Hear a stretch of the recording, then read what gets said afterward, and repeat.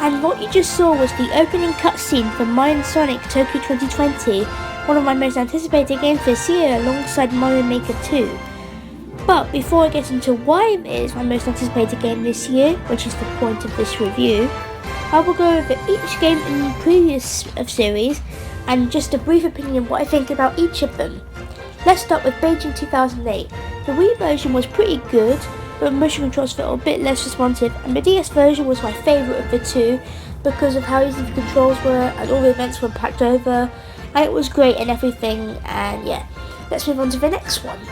Vancouver 2010 on the Wii was pretty good because it had bounce ball controls, an Olympic season mode and more.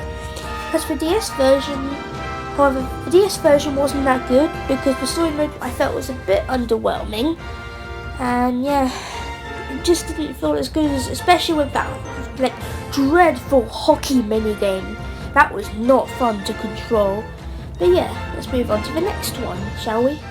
Now, I avoided playing London 2012 for several years because of personal reasons, but when I actually got down to play it this year, it was pretty good. Like, the motion controls were really responsive, they were simple to understand, you didn't need to read long tutorials, and every event, including the dream events, was simply spectacular. And yeah, it turned out to be one of my favourite Mario & Sonic games of all time after playing it for only 2 days. Can you believe that? I put a lot of time into getting a gold medal for each one. Now the next one, Sochi 2014 on the Wii U, that's the worst because you have to keep on switching between the Wii U and the gamepad for every event, like Wii Remote Plus. Plus you have to use a Wii Remote Plus all the time and it's not very good. Like, what if you're playing with the Wii Remote and you just can't use that? But then things started to get much better with Rio 2016 on the Wii U. I played that a lot when it came out, and it turned out to be a really good step up for the Mario & Sonic series, mostly because of button controls and the easy multiplayer, like, starting. But now let's talk about the brand new one, Tokyo 2020, which has finally launched ever since yesterday. Yeah, I'm recording this November 9th. And after playing the Amber demo, playing both the full game and the demo for quite a while, I think it's pretty good. Now let's take a punch into the action like Mario & Sonic demonstrating here. Yep, that was a pretty good thing to show off Mario & Sonic. So yeah, this game is very good, and I like how it mixes all sorts of different styles of gameplay, whether it's the 2D events, the 3D events, the wonderful story mode. Here's a cutscene for you.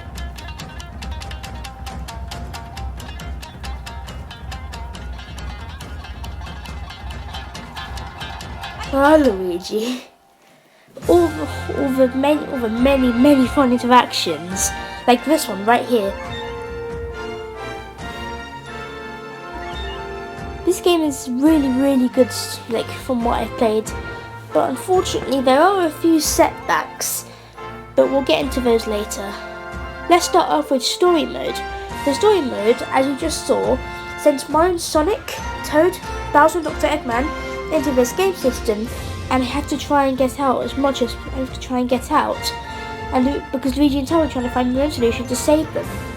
There'll be a mix of 2D events, as shown here with the wonderful judo, and the wonderful character interactions, as well as the 3D events, like this one.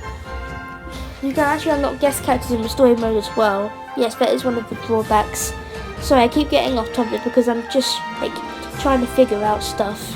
But yeah, this is the Tokyo 2020 map where you can run around all sorts of locations, and you can also talk to NPCs and characters along the way, and compete in minigames as well, like this one, the Bullet Train Blast. It's really good, this one, because you get to like race a train, and there's simple and easy controls. This one is called the Highway Chase, and it's also pretty good. But this one has to be my least favourite because it's the Tokyo Skyflight, as well as this one, the Museum Sneak, because you have to keep waiting, although you do get a lot of time. Trust me, it's quite hard to get the hang of it. Although I do like how these enemies have all these searchlights and such, and you're also getting the keys because, like, yeah, it just sounds pretty good. Also, the character interactions and cutscenes are really good. Like this one with Eggman Nega, because he says this is a table tennis match. But now let's talk about the characters. Unfortunately, the characters have not seen upgrades since quite a while. The guest characters are still there, which kind of sucks, but you unlock them in the story mode as well. Also, here's a nice little clip of most of the events.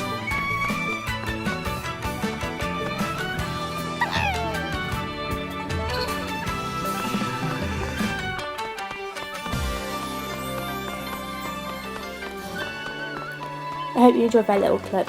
Anyways, now let's talk about the guest characters. The guest characters have to be unlocked in the story mode, and you can only play them in one event, like Savok in boxing or Rosalina in surfing. You unlock them in instances like this, like the Tokyo Tower, where you're looking for NPCs and they guide you to guest characters.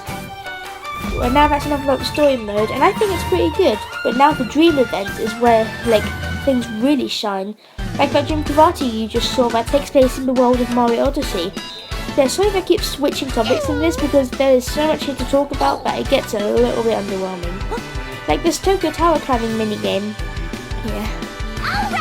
But now back to an actual topic. The dream events are really, really good. Well, maybe except dream shooting. Maybe it's because I'm not really a fan of shooting games or something. But yeah, but this actually manages to be more fun than others. And also, the dream racing event is actually my favourite because you get to ride a skateboard down a crazy course with items like Mario Kart does along the way. It actually reminds me of Sonic Riders, even though I've never played it. But yeah, there are actually several fighting events, and the last one to do events is Dream Karate, which can take place in the world of Mario Odyssey, where you have to light up the floor while you punch players, and most places you light up for wins. But yeah, also, why did they say you have to have 21 power moves to get in the kingdom? That's not how it works in the actual game. But still, these dream events are really fun, and it was a really fun party vibe that was missing from Rio 2016. Yes, Rio 2016 did not have the dream events. Instead, it had dual events, which are basically just mixed up versions of other events. And only 3 of them got changes. Like here, you can see Daisy doing dream shooting. He's actually pretty good at it for. Yeah. Also, the main regular Tokyo 2020 events are really good, and some of them can even play with teams. Like for example, there's archery team, equestrian team, badminton team, and all sorts. Like here's a clip of Amy and Daisy competing in gymnastics. And by the way, this is not team play. This is actually in the story mode, one of the first missions you do. Yeah.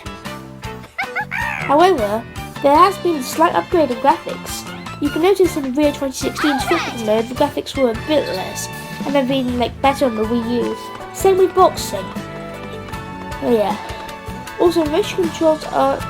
I recommend not to play this game with motion controls because they can be a bit weird, especially in the running events and sport climbing. So I recommend playing with buttons.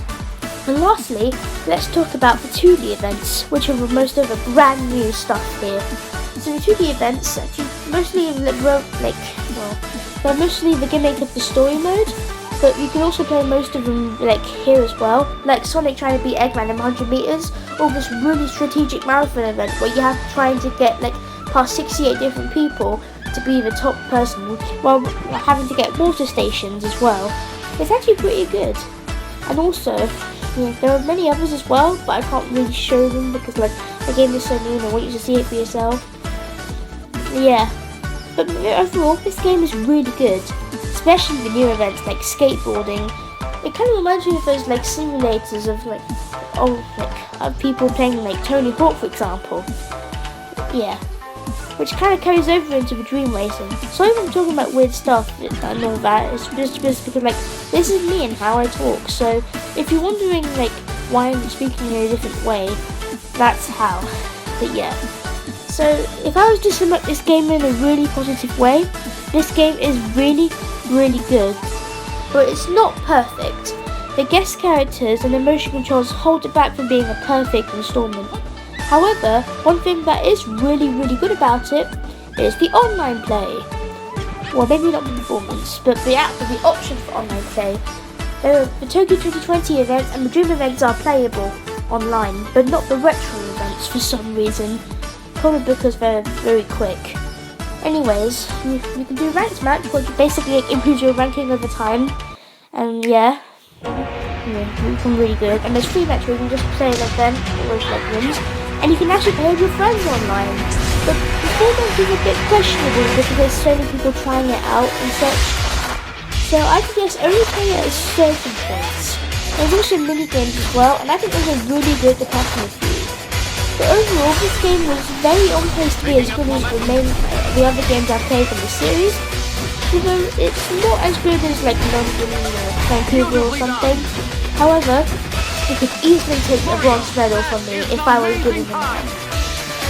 I do recommend this game just if you're like really curious about a game like this, or if you're interested in like party games or something. And even if it's a single player thing, I think it's pretty fun if you're someone like me who likes to repeat events. Overall, I'd have to give this game a 9 on 10, just for how good it is so far. Anyway, thank you for watching and see you in the next video. Goodbye.